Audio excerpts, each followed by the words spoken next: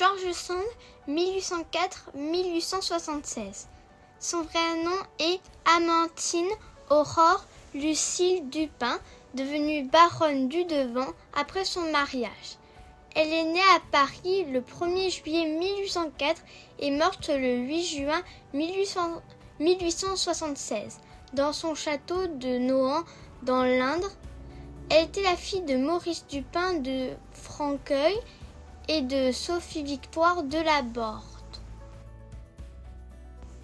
Son père était le petit-fils du maréchal de Saxe, lui-même fils du roi de Pologne, Auguste II. Sa mère était une pauvre orpheline. La mère de Maurice était Marie-Aurore de Saxe, Madame Dupin de Franqueuil. Maurice avait eu un fils naturel, Hippolyte Châtiron, avec une domestique de Nohant. Aurore avait donc un demi-frère. Le 16 septembre 1808, alors qu'Aurore Dupin avait 4 ans, son père, Maurice Dupin, mourut dans un accident de cheval à la Châtre, près du château de sa mère à Nohant. En 1809, sa mère confia Aurore définitivement à sa grand-mère, Marie-Aurore de Saxe, pour qu'elle reçoive une bonne éducation avec Hippolyte à Nohant. Marie-Aurore de Saxe était très influencée par les théories de Rousseau sur l'éducation. Sa petite fille grandit au milieu des livres et des petits paysans berrichons qui lui parlaient des légendes locales. En 1821, à la mort de sa grand-mère, elle hérita de Nohant, mais sa mère ordonna qu'elle vienne vivre à Paris avec elle.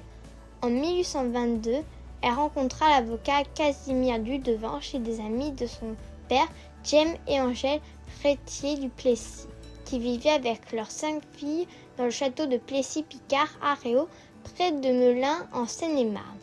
Elle l'épousa la même année et ils s'installèrent à Nohant.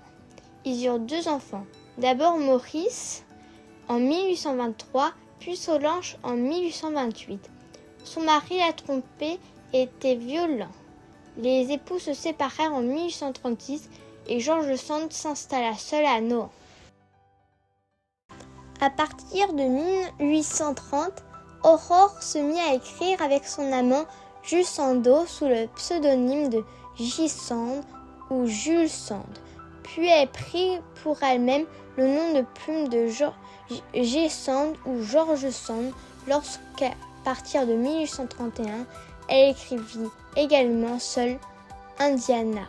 George est un prénom berrichon, mais elle l'écrivait sans S, comme l'écrivaine anglaise George Eliot.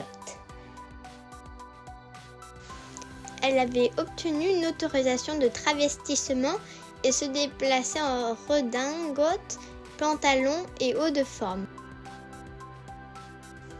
Elle était l'amie de Marie Dorval, une actrice qui était la maîtresse du poète Alfred de Vigny. Elle écrivit la pièce Cosima pour elle. En 1833, elle rencontra Alfred de Musset et ils vécurent un vrai coup de foudre. Et ils séjournèrent à Fontainebleau dans un hôtel près du château. Lors d'une promenade en forêt, Alfred fut pris d'une hallucination, crut voir son double et Georges parla de cette scène dans son roman Elle et lui. Ils partirent en Italie en décembre. George Sand était tombé malade pendant le voyage et Alfred la trompa pendant leur séjour à Venise alors qu'elle était seule et alitée. Il tomba malade à son tour, mais elle resta à le soigner. Elle eut cependant une liaison avec le jeune médecin Pietro Pagello qui soigna Musset. Musset et Sand se séparèrent l'année suivante et George Sand coupa ses cheveux et les envoya à Musset.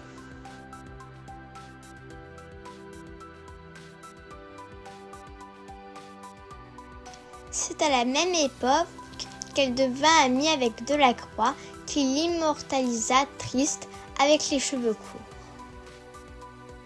En 1836, sa séparation avec Casimir devint officielle et l'avocat Michel de Bourges réussit à faire rendre ses biens, dont la propriété de Nohant, à Sand. Michel de Bourges devint son amant et l'a converti aux idées républicaines. George Sand était ami avec Franz Liszt et sa compagne Marie Dagout, et c'est grâce à eux qu'elle rencontra Frédéric Chopin en 1836. En 1838, Chopin, Sand, Maurice et Solange séjournèrent à Valdemosa, à Majorque, où la tuberculose de Chopin empira.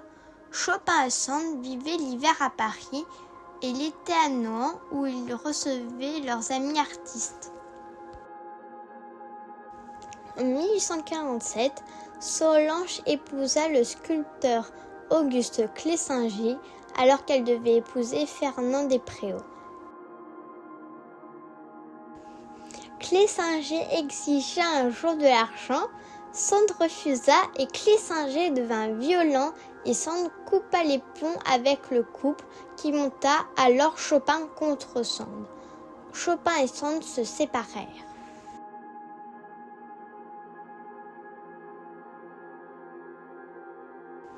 Après la Révolution de 1848, Sand pensait que la République durerait et arrêta la politique à l'arrivée au pouvoir de Louis-Napoléon Bonaparte et surtout après le coup d'État du 2 décembre 1851.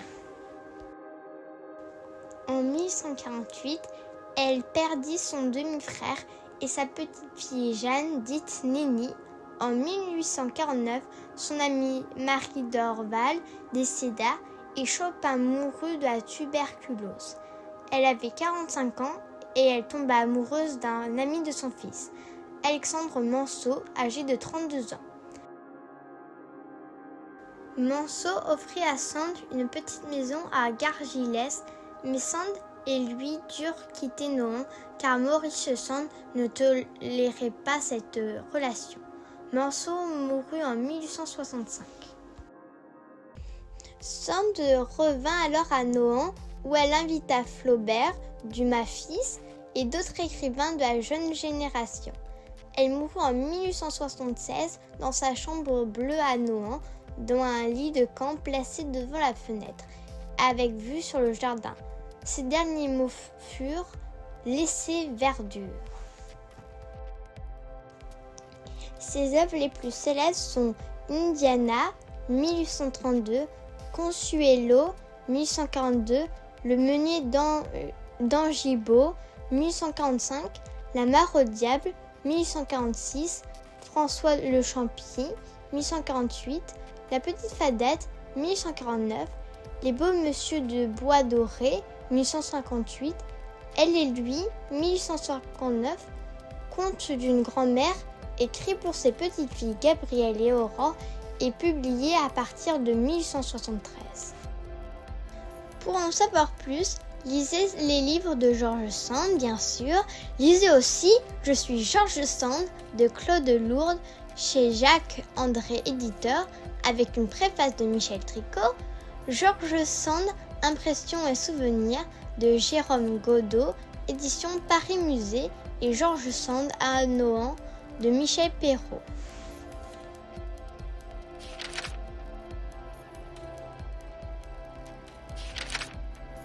Je remercie l'écrivaine Michel Tricot, ma guide touristique dans le Berry et sur les pas de George Sand, Maurice, Solange, Hippolyte Chapiron et Edmond Plochu.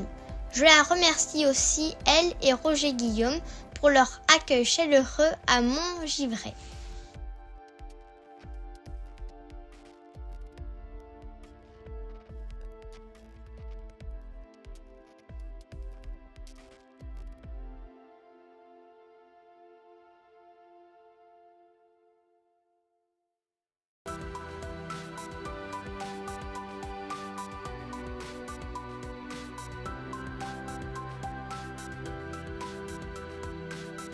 Tous confinés et tous pour un.